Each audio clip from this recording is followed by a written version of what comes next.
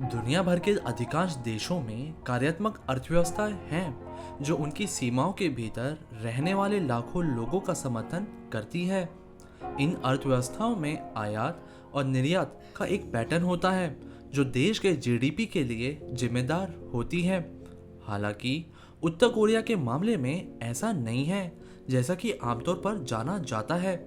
अंतर्राष्ट्रीय समुदाय के प्रति उनके शत्रुतापूर्ण व्यवहार के कारण उन पे प्रतिबंध लगे हुए हैं, जिसकी वजह से उनके साथ व्यापार करना असंभव हो गया है।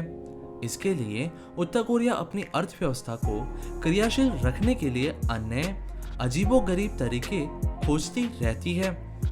दुनिया में अपने एकमात्र सहयोगी पर भरोसा करने से लेकर खेल के मैदान में रो रहे बच्चे तक, जो आपको तब तक परेशान करना बंद नहीं करेगा जब तक आप उसे टॉफी ना दे दो।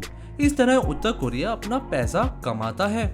एक गरीब देश के रूप में देखे जाने के बावजूद उत्तर कोरिया से भागे लोगों ने कुछ और कहानी बताई है कि उनकी राजधानी में लोग महंगी स्पोर्ट्स कार चलाते हैं और इंटरनेट ब्राउज करते समय कैफे में बैठते हैं। और यह हमें सोचने में मजबूर कर देता है कि आखिर ये पैसा कहाँ से आता है। और इस प्रश्न का एक ही उत्तर है, वो है इसके परमाणु हथियार। जब भी किम जोंग उन के शासन को गंभीर आर्थिक संकट का सामना करना पड़ता है, वह अमेरिका को धमकाने लगते हैं। वह यह साबित करने के लिए मिसाइलों को लॉन्च करने तक भी चले जाते हैं कि वह अपने संकल्प में दृढ़ है। और यह तब तक चलता है जब तक कि अमेरिका प्रतिबंधों को कम और आर्थिक सहायता ना कर दे।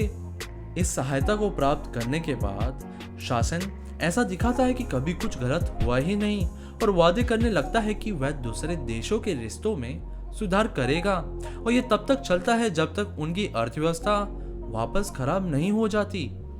वास्तव में यदि उत्तर कोरिया अपने परमाणु हथियारों को नष्ट कर देता है तो यह अंतर्राष्ट्रीय समुदाय में सभी महत्वपूर्णता खो देगा। इनकी आदत ऐसी हुई है कुछ इस वजह से।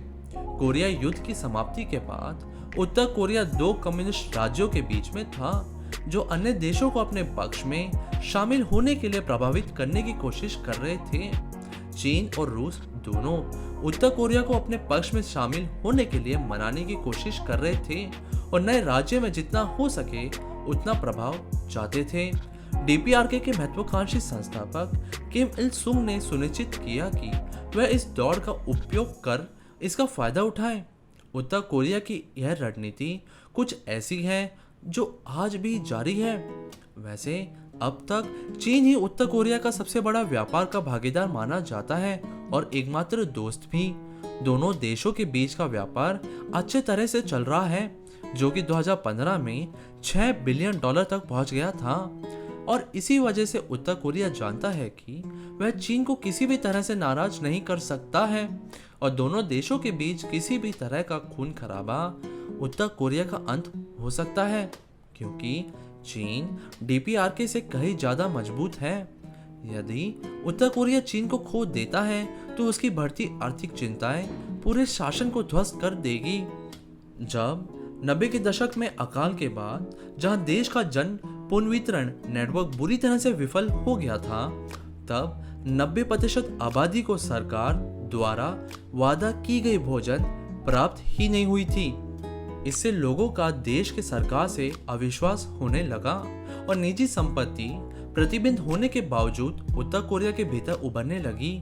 और अब यह अर्थव्यवस्था का अभिन्न अंग बन चुकी है, जैसे कि सड़क के किनारे सामान बेचने से लेकर सिगरेट और अन्य वस्तुओं की तस्करी करना। विडंबना यह है कि कम्युनिस्ट शासन इस तस्करी वाले क्षेत्र के बारे में अच्छे से अवगत है। हालांकि सरकार इसके बारे में कुछ नहीं करने का विकल्प चुनती है। ऐसा इसलिए है क्योंकि वे जानते हैं कि इस गतिविधि को प्रतिबंध करते हैं तो अकालग्रस्त देश में समस्या वापस आ जाएगी।